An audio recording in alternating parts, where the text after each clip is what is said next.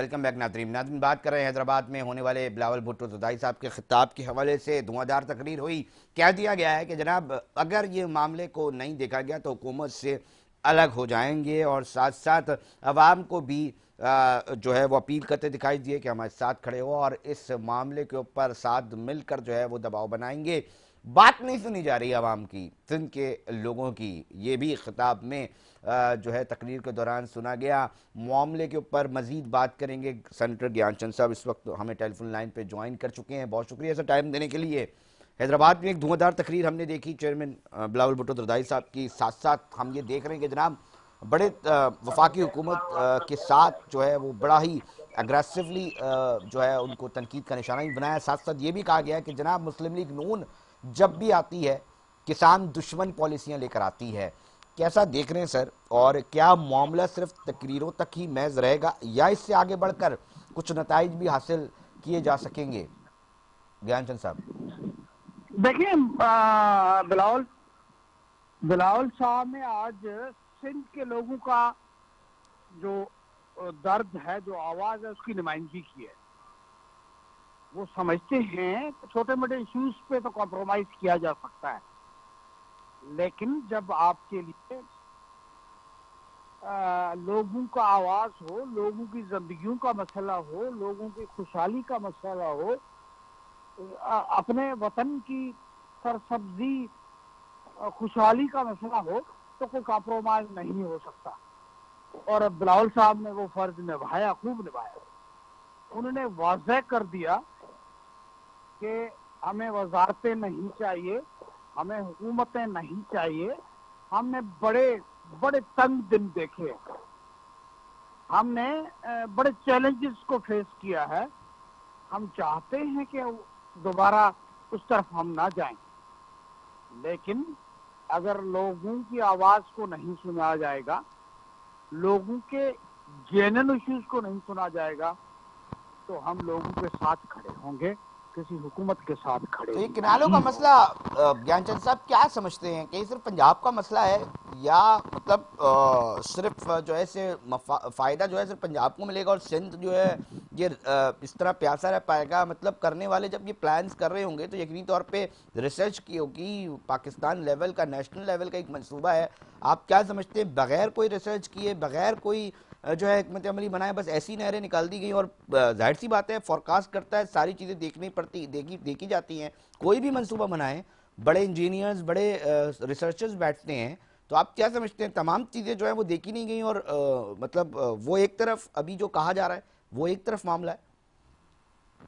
देखिए, आज बिलावल साहब ने भी इस पे बात की है कि आपके पास 25 साल का रिकॉर्ड अगर आप लेकर आएंगे, तो पंजाब में भी वाटर शॉर्टेज है, तो सिंध में भी वाटर शॉर्टेज है।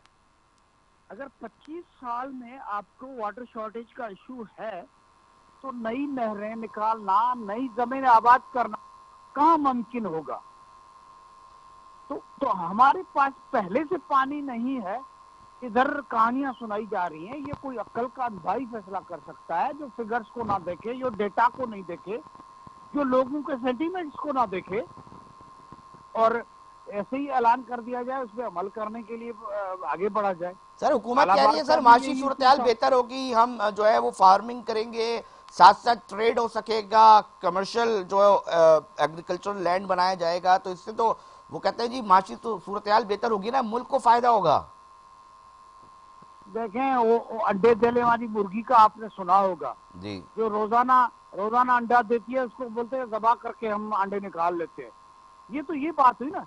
हमारे मुल्क में जो पहले से पंजाब जो सैराब है, जो खुशहाल है, जो आबाद है, जो सरसब्ज है, जो सिंध आबाद है, सरसब्ज है, जो बलूचिस्तान है, जो खैबर पख्तूनख्वा है, उसको हमारे पास इतना पानी नहीं है कि उसको हम पूरा कर सके। ये नए कैनाल निकाल कर नए जमीनों को कहां से आबाद कर सकेंगे? इशू तो ये है ना। इशू ये प्रोविंशियल नफरतों का नहीं है, ये टेक्निकल इशू है कि आपके पास पानी नहीं है, आपका डेल्टा सूख रहा है, आपका पहले से आबाद जमीनें वो सूख रही हैं। आप आए सिंध में देखें, पीने के लिए पानी मौजूद है। लोग सरापाई एहतजाज हैं कि उनको पीने के लिए पानी मौजूद नहीं है।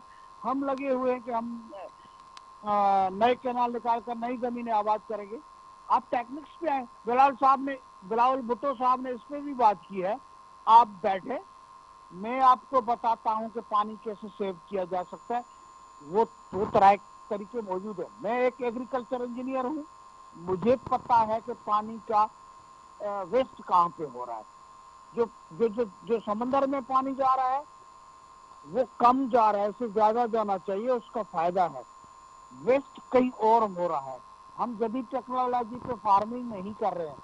उसका ये मकसद तो नहीं है कि नए कारपोरेट फार्मिंग के नाम पे हम नए नए कोई बड़े बड़े जागीरदार पैदा कर दें और मुल्क के हारी किसान उनको बेदखल करके। अच्छा, अगर बयान में ना ये भी कहा गया, इस खिताब में, इस तकरीर के अंदर आज हैदराबाद में जो हो रही है इस वक्त, उसमें ये भी कहा गया कि जनाब अगर देखा जाए, अगर हमारी बात, हमारे अवाम की बात नहीं सुनी गई तो हुकूमत से अलग हो जाऊंगा। ये महज सियासी दबाव है या वाकई में किसानों के हुकूक के लिए अब पीपल्स पार्टी अनकरीब, मुस्तकबिल करीब में कोई स्टैंड लेती अमली तौर पे दिखाई देगी?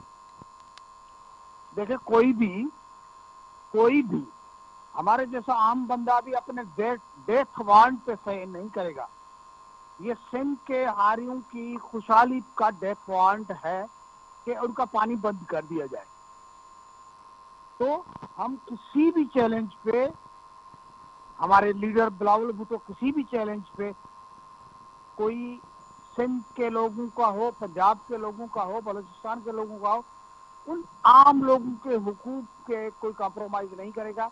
यहाँ पे तो पूरे के पूरे सिंध सुखाने का बंदोबस्त तो किया सर जा रहा है ना। ये क्या पानी है वफाकी नहीं। हुकूमत ने जो है एतमाद में नहीं लिया था सूबाई हुकूमत को, पीपल्स पार्टी के तमाम लीडरशिप को? ऐसी फैसला हो गया था सर, वो कहते हैं जी साइन करवा लिया था जी प्रेसिडेंट ऑफ पाकिस्तान सरदाई साहब थे। यार, प्रेसिडेंट पाकिस्तान का अख्तियार ही नहीं है, कहां से साइन करवाएंगे? प्रेसिडेंट ऑफ पाकिस्तान का कैनाल्स के मामले में ना लेना ना देना। ये तो सीसीआई का इशू है, प्राइम मिनिस्टर का भी इशू नहीं है।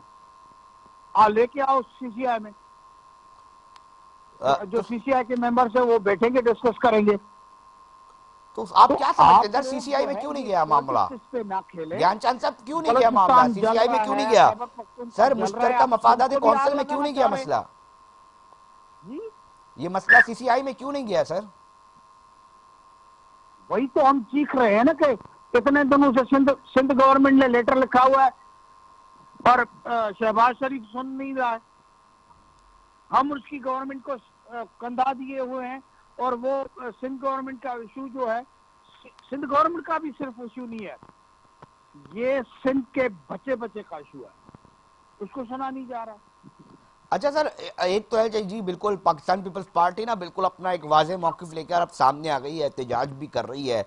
मगर एक और मामला भी देखा जा रहा है कि जो सिंध के अंदर लोग मौजूद हैं ना, जो पाकिस्तान पीपल्स पार्टी के मुखालिफ सियासी जमातें हैं, जो एक फॉरवर्ड ब्लॉक बना है जो पाकिस्तान पीपल्स पार्टी के सामने है, उसमें वकला भी शामिल हो गए हैं। वकला एक तरह से सियासी जमात तो नहीं है मगर एक ग्रुप है, प्रेशर ग्रुप है, वो पीपल्स पार्टी के साथ दिखाई नहीं दे रहा खड़ा होता हुआ। इस तरह मुताद्दिद ऐसे ग्रुप्स हैं, नेशनलिस्ट है, जो कि इसके खिलाफ है इस नहरों के मामले में, मगर वो पाकिस्तान पीपल्स पार्टी को समझते हैं कि कहीं ना कहीं कसूरवार है। इसकी क्या वजह है सर? वो ग्रुप्स क्यों कसूरवार समझ रहे हैं पाकिस्तान पीपल्स पार्टी को? देखो, वो पॉलिटिक्स कर रहे हैं, वो सियासत कर रहे हैं। अच्छा, सियासत कर रहे हैं। वही मौकुफ सिंध का बचा बचा रखता है जो हमारे मुखालफिन भी रखते हैं। लेकिन अगर उनका नाम लेना मैं शुरू करूं तो उन्होंने कलाबा डैम की हिमायत नहीं की थी, वो अमरीतों में जमहूरियत दुश्मनी का उनके किरदार अदा नहीं किया था। कुछ लोग ऐसे भी है। हम तो कह रहे हैं हम पाकिस्तान खत्ते का नारा लगाकर पाकिस्तान की खुशहाली के लिए बात कर रहे हैं, लेकिन लॉजिक के साथ बात कर रहे हैं। तो इसको पहले क्यों नहीं डिस्कस किया गया मीडिया पे, इसको क्यों नहीं डिस्कस किया गया सीसीआई में, इसको क्यों नहीं डिस्कस किया गया पार्लियामेंट के अंदर? ये कोई आम इशू तो नहीं है ना, चारों सूबों के अंदर। अच्छा, वफाकी हुकूमत इसको बड़ा लाइट ले रही है सर, ये क्या वजह है? मतलब मुख्तलिफ प्रोग्राम में मुस्लिम लीग नून की लीडरशिप बैठती है, कह रही है जी कोई मसला नहीं है जी, मान जाएंगे जी, बैठ के देख लेंगे ना, ये कोई इतना बड़ा मसला नहीं है। तो वो इतना जिसे कहते हैं जी इतना संजीदा लेना चाहिए, वो क्यों नहीं ले पा रहे ज्ञानचंद साहब? अगर इतना ही वाकई, या वो आपके एहतजाज और इन प्रेशर्स को किसी खातिर ख्वाह रख ही नहीं रहे किसी जगह पर, ऐसा कुछ है क्या? देखिए यही फर्क होता है